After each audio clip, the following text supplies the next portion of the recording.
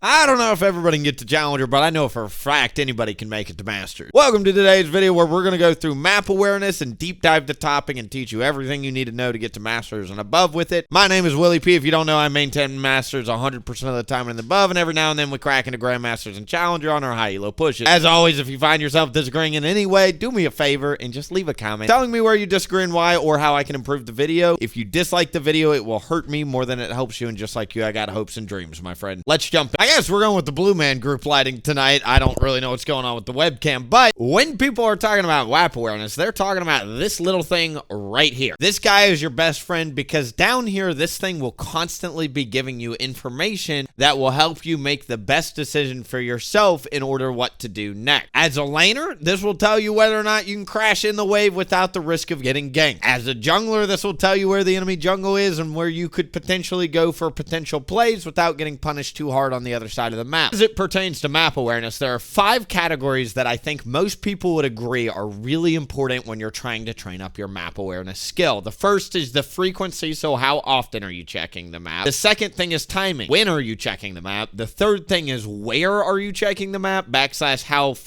are you covering a large enough percentage of the map? Are you only checking one lane at a time? This type of thing. The fourth thing is how effective and efficient you are at processing the information that you gather. And the fifth and hardest thing, if you ask me, is actually your mid-fight map awareness and maintaining control of the mini-map, your understanding of which laners are rotating first, while also in the middle of combat. The first category we're going to touch on, like I mentioned, is frequency. I'm just going to teach you guys the gold standard. A lot of league coaches will disagree. They'll tell you this, that, up, down, left, right. The gold standard for map awareness is my laners, every single time you clear a minion wave or you've got downtime where like the enemy champion can't trade you should quickly hit your F keys and go through all lanes and check your jungler to see where they're pathing. For my jungle crowd, you should be checking all 3 lanes in between every single jungle camp, and oftentimes in the middle of your jungle camp if you're near a lane that could potentially get ganked. I like to tell people you should really be glancing though at the minimap every 3 to 5 seconds, so while you're just kind of like mindlessly doing stuff, just quickly glance to get information, and then every 15 seconds, so usually every jungle camp or every minion wave, then you want to take a solid 1 to 2 seconds, look at the minimap, think about what your next most efficient next 15 to 30 seconds look like, depending where you want to move, whether you want to recall, what the minion waves look like, what your health bars for your teammates look like, and everything else. There are videos on YouTube, all over YouTube. You can just go to YouTube and type in map awareness timer, and literally what it'll do is it'll go off every 10 seconds or so. You'll hear a ding, and that'll be your reminder to look at the minimap. If you're new to League of Legends or you haven't played MOBAs, again, this will be the best way you can force your brain to train that skill of looking at the minimap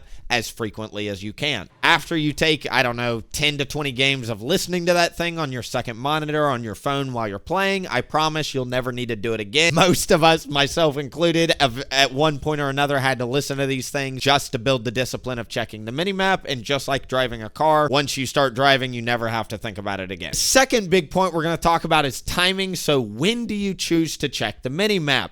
As you might imagine, there are critical moments, so namely when junglers are ganking. That is something any laner in the game should be checking to see how that skirmish goes. It will decide whether or not win conditions are developed, whether or not the enemy jungle gets ahead, what summoner spells are used, and all of this information. Again, it's not just a jungle, it's a team's responsibility to keep track of this stuff because it will really help your teammates knowing what was used versus what wasn't used. A lot of times in the heat of the battle, people will miss the cooldowns that are used. The other thing that I'll say is if you use Porofessor or any of these apps, usually there is what's called like a synced up summoner spell track, where there's a bunch of buttons on the right of your screen where you can actually click on it in live games and help keep track of these things with your teammates, and other teammates who also have Porofessor installed will also be able to see. No, I'm not sponsored by Porofessor. I just think, again, any teammate, any League of Legends player serious about climbing would benefit from having that a part of their kit. The other big time you might imagine, above the minimap, when you've got actual teammates, we're in a practice tool here, but when you've got actual teammates, you can see all their health bars at a quick glance. So while you're quickly glancing at the minimap, just take a second, less than half a second, to just look above the minimap and see what everybody's health bars are at. If any of your teammates get below 20, 40, 50% health, anywhere below that half health margin, you should pan your camera quickly to see what's going on. Do they need help? Is a 4-man dive getting set up? What happens if the enemy jungle shows up? Could I as a top laner teleport and stop it? Could I as a mid laner rotate and stop it? Could I as a jungle U-turn my clear path and stop a potential potential dive scenario. The next thing I'm going to go through here on the topic of timing is a bunch of static timers you will have every single game. This is kind of like your cheat code, your blueprint, if you will. These timers happen every single game. Well, you can just memorize this. Once you play League enough, you'll memorize these timers very quickly. 2 minutes to 2 minutes and 15 seconds. If a jungler does a level 3 game where they do Raptors to red to Crow, they can go for a gank at about 2 minutes and 2 minutes and 15 seconds on either this side lane or this side lane, depending on the side of the map they start. At 2 minutes and 40 seconds, this is one of those really weird timers, but that is actually when you'll see 4 camp ganks where junglers will do 4 camps and then break off their Raptors and come mid and gank. This is very, very popular, especially at high elo. The most popular type of gank timing you'll see, and this happens very frequently, is actually at 330 to 340. That's when most junglers finish a full clear if they choose to do a full clear, and a lot of junglers full clear at low elo. So this 330 to 340 window, literally all 3 lanes are susceptible to getting ganked because junglers have about 30 to 40 seconds of downtime to gank whoever. 5 minutes is an important timer for 2 reasons. The obvious one is number 1, dragon spawn, but the second one that a lot of people don't know is usually junglers are crossing their quadrants or walking through mid on a reset after doing a Raptor or a Wolf start after they just spent gold. In other words, at 5 minutes, a dragon could be started or the jungler could be hovering mid for a gank because they're crossing between quadrant and quadrant, hovering for a gank. 8 minutes is rift grubs. Rift grubs are really, really important because they give your team a debuff, or a buff rather, that applies to turrets. That gives you true damage. They help you take down turret plates, gives you gold to snowball to get more kills. Usually around 11 minutes to 12 minutes, as long as the first dragon died pretty quickly, is when the second dragon spawn. At 15 minutes, they recently changed this. At 15 minutes, the Rift Herald spawns, and Rift Herald is super duper broken, gives you 200 gold. There's no longer a debuff on it for soloing. Anybody in the game can do Rift Herald, and it's truly so broken. Around 17 to 18 minutes is when third dragon usually comes up. Again, as long as some team, one or the other, is doing dragons within 2 minutes of them spawning. 20 minutes this season will be Otacon, either top or bot, depending which side of the map gets the most kills. Otacon's really broken. You really don't want to miss it. You want to treat it like Baron. It's got a huge debuff on it, but if your team gets it, it is a colossal win for your team. 25 minutes is when Baron spawns this season. They bumped it back a little bit. The 25-minute Baron is obviously something you really want to be aware of. And then usually between 22 minutes and 25 minutes is when that 4th dragon will come up. If you're smart like me and you're stacking dragons because you know they're broken, you can literally have a dragon soul before Baron spawns. By 22 minutes, you can have all 4 dragons. Guarantee a Baron, GG, right? The third category as it pertains to map awareness is where you choose to check your mini-map. Obviously, you can just click wherever you want. Where do you choose to use your mini-map, though? Ideally, any coach will tell you you want to check all 3 lanes. If you guys don't know F1, F2, F3, you can just press them at the top of your keyboard when you've got actual teammates. Again, I'm in a practice tool. The camera will quickly jump to your teammates, and you can quickly assess what's going on. I personally just use the click on the mini-map spacebar method. What do I mean? As a jungler, since I'm so frequently just my mouse is constantly going off. You guys don't know a lot of low cooldowns on Udyr, so usually what I do is I just click and then spacebar back. When you press spacebar, your camera will get recentered on you, and you can click on the mini-map to wherever you need to go, check what's going on, and then hit spacebar to recenter yourself, and this is very helpful whenever you quickly need to pan your camera and you're in the middle of cycling your cooldowns or whatever. I mentioned this earlier, but if you ever see the jungler gank, you really want to check that information, because if I, as a jungler,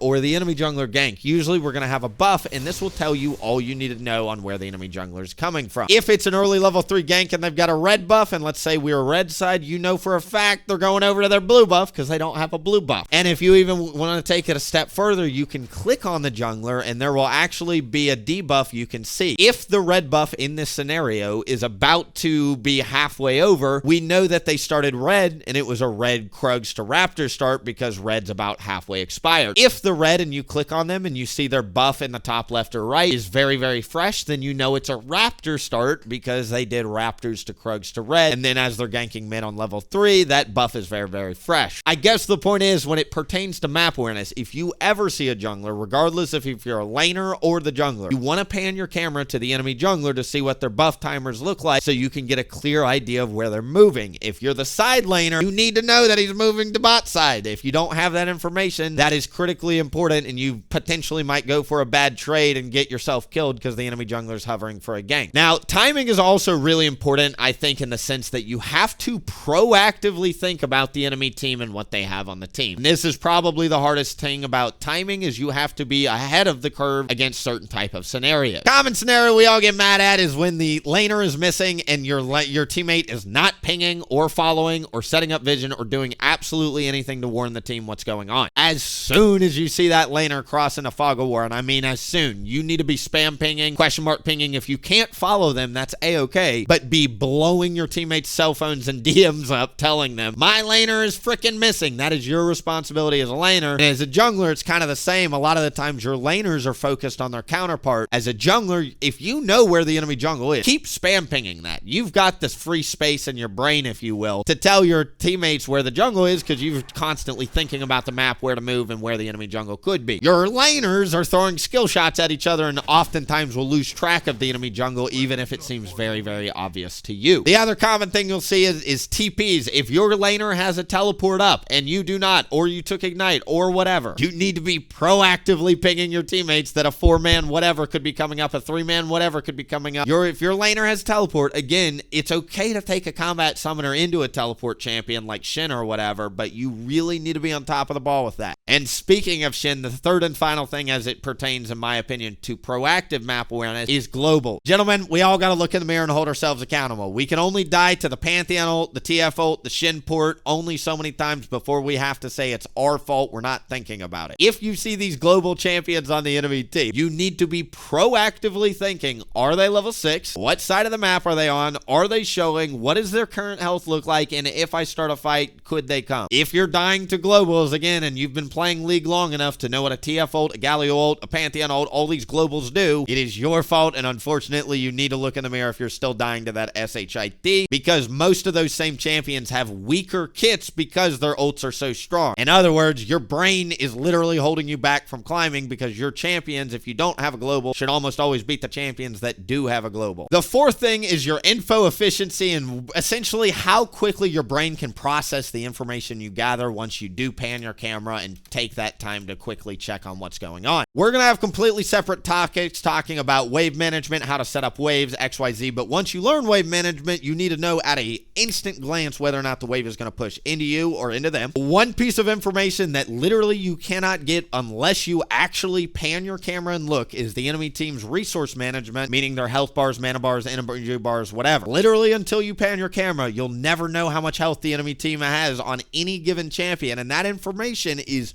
really important for you trying to find kills, roam opportunities, gank opportunities, dive opportunities, what have you. The other thing that's really important as it pertains to info efficiency, and this is going to take you a long time to learn, and that's a-okay because we're all learning together every single time we play League, is matchup knowledge. As you play enough League, you're going to start to figure out that the Draven Leona is dumpster the Soraka Kog'Maws. But at a quick glance, you need to be able to quickly process, given the wave, given the resources, given the champions. For instance, if Mundo's 20% HP with ult up, that doesn't really matter, and you need to know that. That all will influence your efficiency and how quickly you can process this stuff. As a jungler, and even as a laner, especially my mid laners and my roaming laners that play like Quinn top and stuff, one of the hardest things you have to eventually develop is your roam / gank success factor. Meaning when you pan your camera and you're looking bot, mid, top, whatever, should you break off your jungle camps, should you potentially lose a minion wave mid or top, to go to another lane to try and get a kill. Why it's difficult is because I might look at a gank top and say, oh, this is an 85% chance of working out. I play Udyr all day, every day. I just know it's going to pan out. You may look at it and say, this is a 22% chance of doing it. I'm going to keep farming. We're all constantly working on this success factor of League, and even my mid laners will tell you one bad roam can lose the game. This is one of those other things along lane champion knowledge that will take you a long time to master. And then as it pertains to efficiency, I know I mentioned this earlier, but F keys is really, really efficient just to check all of your laners. I use the minimap method where you just click like this. People tell me it's inefficient, but I've hit Challenger doing it, so whatever. I mean, like, if it works to Challenger, why not, right?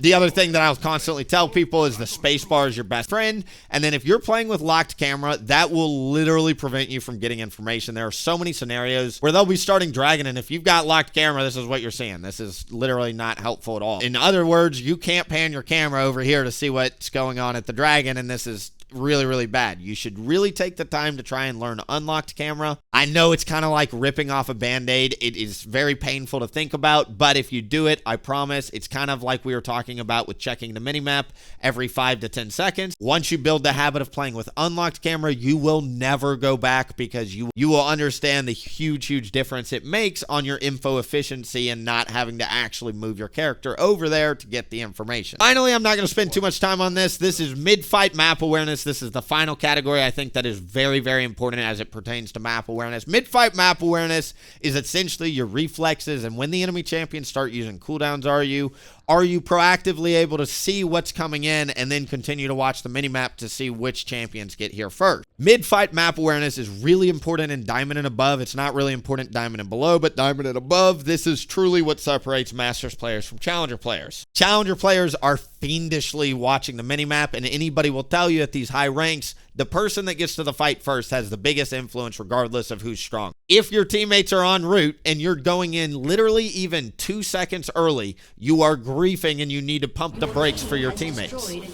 If you wait even 2 seconds and sync up the engage, then you probably kill everything in GG. While you see enemy champions on your screen, you kind of want to start training this skill of continuing to look at the minimap, and most people will tell you, especially at high elo, it's a numbers game. If you don't have more people en route, or in other words, their support moves and yours didn't, or whatever, you shouldn't be taking the fight regardless of your jungle, mid, top. You shouldn't be taking the fight. The other thing that I'll tell you, and this is just a fundamental of League, you have to understand, if the minimap is dark, assume the support, mid, mom, and jungle are rotating. Until you know where the enemy champions are, and until you can guarantee where they're moving and where you can see them on the minimap, assume the worst and assume that if you choose to go for an objective or a gank, 3 to 4 people could show up. Once they show on the minimap and you see them, okay, the support's still bot, the jungle's over here, whatever, great, then you can try and force the top side, whatever, but you need the information first. If the map is dark, assume the worst. And then in terms of mid-fight map awareness, this is really, really difficult. We'll have other videos talking about item spikes and itemization and item counters and stuff like that, but mid-fight map awareness, you got to build the habit of pressing tab and seeing before you go in the fight what the enemy champions have and whether or not they're at item spikes and whether or not their items just counter you. Certain champions are just broken at dueling. I hate to break it to you. You will never beat certain champions in 1v1s. Likewise, certain champions are ridiculously tanky and will always be tankier than you against the right type of team. You need to check items. You need to see what type of item spikes they're at. You need to see what type of champions they are, and you need to see whether or not your items can effectively deal with their item. Before you pull the trigger on that flash engage for my Udyr players, that flash bear stun lightning Q, you gotta make sure you've got the damage to do it. If they're a full item ahead of you, you're just gonna get stat checked and die like a noob. Thank you so much for watching. I know we went through a lot, but map awareness is one of the biggest skills of League of Legends. It is worth spending the time to talk about. It is truly the most important thing. I know I've talked a lot from kind of the laner, but jungle standpoint, obviously very, very important. I hope this helps someone out there. We've got a whole series going through 30 to 40 of these topics. If you found yourself enjoying today's video, we're probably going to go through literally everything you can imagine, so just stay tuned on that and sub to the channel, of course, to see what we've already made. Thank you again for watching. I really appreciate the support. If you guys could keep hitting the like button for me, I'm really optimistic we're going to hit the mainstream soon, and I'm hopeful that this series will serve as a great library for people through time. See you in the next one.